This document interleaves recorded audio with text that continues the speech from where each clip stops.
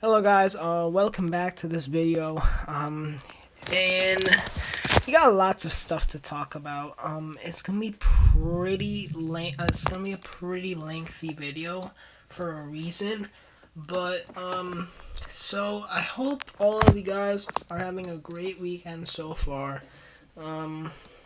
Sorry I couldn't upload yesterday, but it's for good reasons. But we're back and back for good. So we're gonna be catching up on what we missed, but we do have a grace period for this week. We're gonna have a break. We're gonna see some gusty winds, but that's all we are gonna be dealing with. And then next week into 2 weeks after, things are gonna be tricky and unsettled and possibly severe. So we're gonna get all of that in today's video, and we're gonna be taking a look at all of that today, and hope you guys enjoy the video. So let me start off today. It's a beautiful day in the Northeast, full sunshine, no rain concerns for the whole entire week. Maybe a little bit of a stray shower or two on Sunday, but I'm not going to be worrying about that because there's nothing significant about that. So, we look at the U.S. We do have a couple rain, snow showers out to the west. We don't have nothing. We just have a little bit of a low pressure up in Canada. Maybe a splotchy rain, snow shower up into Michigan and Wisconsin possibly. We do have, however, a couple thunderstorms down in Texas. We're going to get later into that a little bit later with the SPC, but there is a slight risk for severe thunderstorms there. So, yeah. This does blossom a little bit. Wait. This does blossom a little bit with the thunderstorm activity. It does refire, so we do have a little bit of some severe weather. We're not saying like tornadoes and large hail like we saw 2 days ago, but you got the idea. We do have some thunderstorms down here. They could be severe. They could be. And then up to the north, we do have this kind of like mini low pressure that is delivering a couple showers, mainly in the form of rain, because you need to get high up into the north to see some snow, up into the mountains and stuff like that. So, like, it's basically rain for all of us. And we get into Monday. We do see a cold air, like very cold air, dive into the U.S. That is gonna make our temperatures a little bit colder. It's not gonna be 70 degrees no more. It's gonna be more like 40 and 50. But it isn't too significant. But we do have a little bit of some cold air diving in.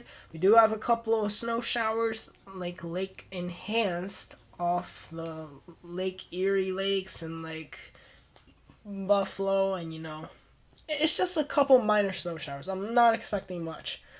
No huge lake effect snow event, which is always good, but like, yeah. We get into like a little bit of Tuesday. We see more of the same. We do see a couple snow showers possible, a couple flurries around the Northeast. We do have like this cold air reaching all the way down to South Carolina, so it could be cold on Tuesday morning, definitely. We could be seeing temperatures in the low to mid 30s.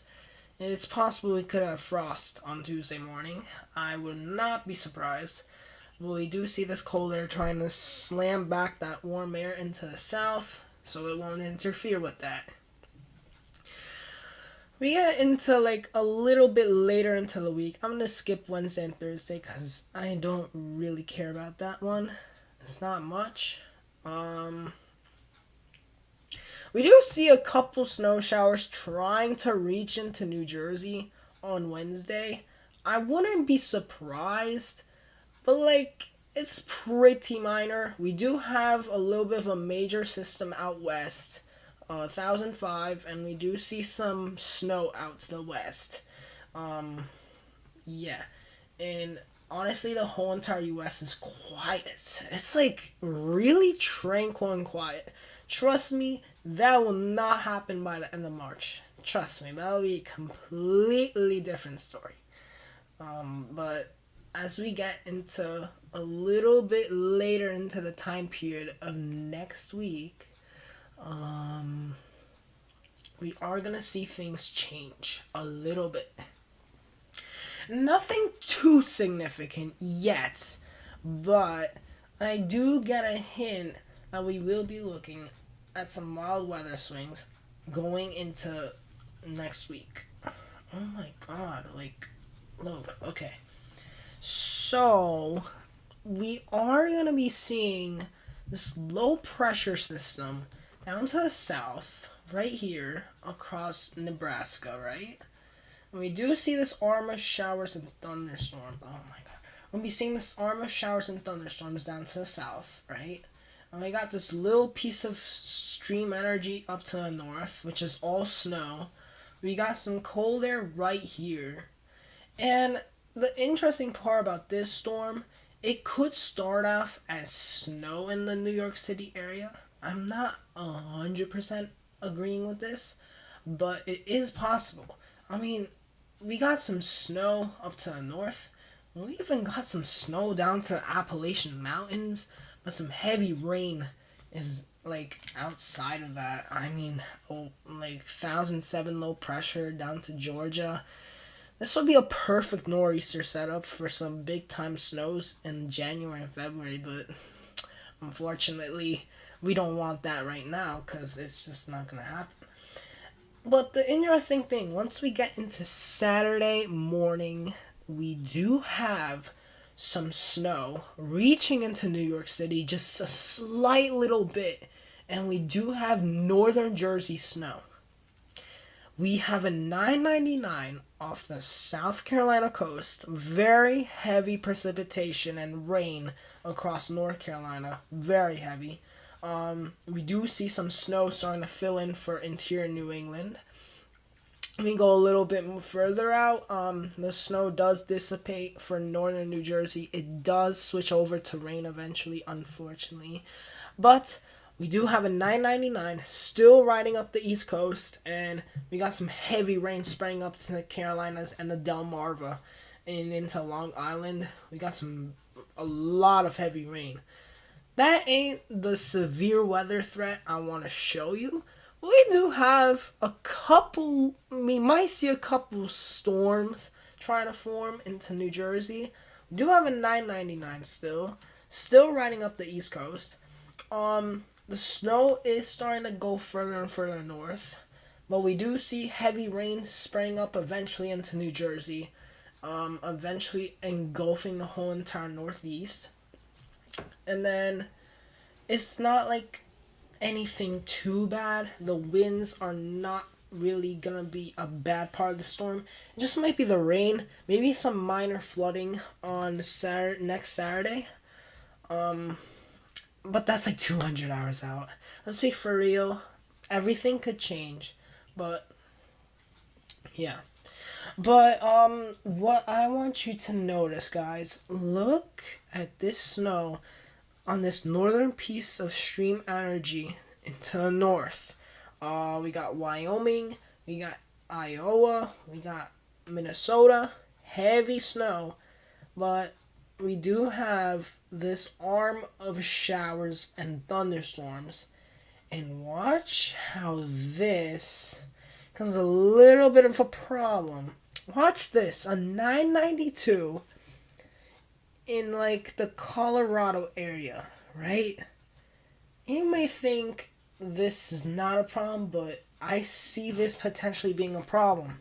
I'll show you guys why, because I seen some wild things with this today, but I can't rule that out. So we get into what is that? The 25th of next Monday. I mean, like 2 weeks like from now. And we see a massive storm forming. 993. We got some heavy snow up into the north. We got some showers and thunderstorms. And look how this just blossoms into a major animal storm. You got this classic arc shape right in here. You have a 988 right in the central of this storm in northern Missouri, and you got possibly strong thunderstorms down to the south of that, and you got heavy snow up in the north. This is a classic severe weather type storm. And this arc of dryness, and it becomes even more defined. We got heavy snow up in the north, and it's really dumping alright. We could be seeing several inches of snow up north. We got some severe weather brewing down in the south. But this gets even worse. Because once we get into... You may think this is weakening, alright? But this is at night on the Tuesday of the 27th. But once that daytime heating comes, it's 6 a.m. on Wednesday morning. We see showers and thunderstorms trying to rebound again. We do see a 995, a huge arcing type of showers and thunderstorms, like a cold front. And this is what catches my eye. Look what happens on the Thursday morning on the 28th. Look at these showers and thunderstorms. They don't look severe, but watch what happens. I'll go a couple hours later. This is 6 hours later. We have a 1,002 low pressure. We have snow up to the north, if you can't see, up into Pennsylvania. We got some heavy rain forming, and we got some storms down to the south. But you may think, why, Alex? Like, why do you see some severe weather in New Jersey? Well, watch this. We got 999. This storm is starting to really gain on some steam. We got some heavy snow up to north and west. This is a bowling ball type trough. And this would probably change that storms to snow in New Jersey because of this. I mean, look at this warm air just surging from the south and that wind from the south. That's making everything heat up for those dangerous daytime storms. And watch this. We get into the afternoon of like Thursday, and oh my god. You do not want to see that. Now, you know what's so interesting, in my opinion, and the caveat of this? I mean, you have a 991 right off the North Carolina coast, right? You got heavy dumping of snow just to the west of the I-95 corridor, like in the coastal cities. You got really warm air just in the front of it, and you got this bashing amount of cold air just to the back of it and to the west. And then you got some accumulating snow out to the west. And this type of cold front, this is similar to the April 1st of 2023 when that tornado outbreak happened in New Jersey and produced some EF2s, EF3s. And this is the type of setups that I will be concerned going into end of the March and going into April. These are the type of setups that could produce some big time severe weather outbreaks. We are seeing shifts that these severe weather outbreaks could go even further into the east instead of the central U.S. We gotta watch this because this could put all modes of severe weather on the table, damaging wind, hail, and tornadoes. So watch how this severe weather line, when I go 318 hours out, I know I shouldn't be doing this. But look at this. This is just a wild, tightly wrapped monster. 986 right into New Jersey. You got heavy snow slamming the west. And this is just a really major storm. We got some other storm trying to form off the west, another like big storm off to the west. I mean, look at this, man. They got snow inching even closer into Jersey, even closer. And when we get into the 330 mark, watch this. Yeah, you got that right. Snow in Delaware, snow in New Jersey, snow in kind of Maryland. Bro, you know how wild that would have to be to go from that severe weather setup to this damning cold air that drops 40 degrees in like maybe a couple hours worth of time. These are the type of setups I'm going to emphasize once again we have to watch in like April and even the end of March. Because of this model, I know this model may be exaggerating, but let's be for real, it was right a lot of times. And you know what? With that squall line that came through 3 weeks ago, it was spot on with that idea. It did remove it a couple times, but once it got to a hang of it, the Euro, the GFS started agreeing with this. Like, it's starting to become really concerning. And this squall line survived right through New Jersey, and it produced damaging wind, alright. It did see some really, like, big time damage. So, these are the type of setups that I just can't rule out, because, like, it's becoming into the early spring, right? And this is when these thunderstorms can get really vigorous in the east. Now, let's take a look at the dew points, alright? We do see dew points in that time frame. When that severe weather happens, I want to like take a look how sticky it is in the atmosphere. We got 56-degree dew points right in here. Right across this corridor in New Jersey. Even up to Boston, even up to like the coastal cities of South Carolina, North Carolina. And I mean, it does hang on. It does hang on.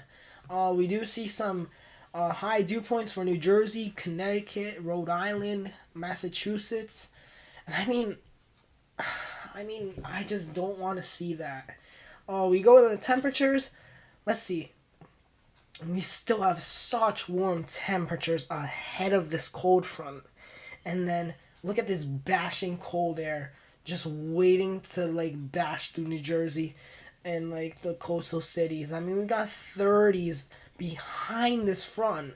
And look at this warm air advecting from the south and just trying to make it even warmer than it is on the model. So this is what we gotta watch. This bashing cold front on the Friday of the 29th. I know this is far out, but we have to be ready. If we do see something less than a week away like this powerful storm, we gotta be ready. I do wanted to show you one last thing. The temperature outlook. It's gonna get cooler in the northern U.S., a little bit of the western. We see some warming happening in the southeast and the central U.S., like Texas. We start to see above average temperatures taking shape. The 8 to 14, it just flips. The west is cold. It is really cold. It's like a cold blast, in fact. And in the eastern U.S., we warm up significantly. And what does that lead to? I mean, who knows? That could be like a severe weather event. I mean, you get the hint. The GFS is hinting the side of the reason. You got some very warm temperatures. You might have some very sticky dew points. I mean, we gotta watch this. You gotta watch this. For the precipitation, much above average. For 8 to 14 and 6 to 10 day. It's just all the U.S. is encompassed in rain. It's not dry anywhere. It's just really wet. it's not gonna be dry. I mean, it will be dry, but there's gonna be a lot of storms and a lot of like troughs coming through into the end of early March. I mean, late March. My bad. Okay, so with that out of the way, let's take a look at the SPC, because we do have some severe weather in Texas. But we don't see like much going on. It's not like much, but like it's still something to watch. So we do have a slight risk for Texas and a little bit of a marginal risk for Louisiana. The tornado threat is just to put 2%. It's very weak. There's like almost no signal. The wind threat is a little bit greater, 15%. The hail risk is a hatched risk, which is surprising, but we do have it for cities of San Antonio, Eagle Pass, Texas, Pleasanton, Texas, and maybe even south than that is possible with some big hail. It's because of these storms yesterday that produced like a 4-inch hail somewhere in Kansas. Yeah, I mean, I can't be surprised by that. But that's basically the SPC. And then day 2, it's just gonna become a very thinned out marginal risk for the south. You got 2% of tornado in very south Louisiana and Florida. Wind 5%, hail 5%. And then day 3, this storm is still producing a marginal risk for Florida. We might see a couple like severe thunderstorm warnings out of that. We might see maybe even a tornado or two. The ingredients might support that. And then, I mean, that's really it. And then we're gonna be waiting for these storms to come closer to the east with these big time troughs and these big time like I don't know, bumps in the ridge and like the jet stream.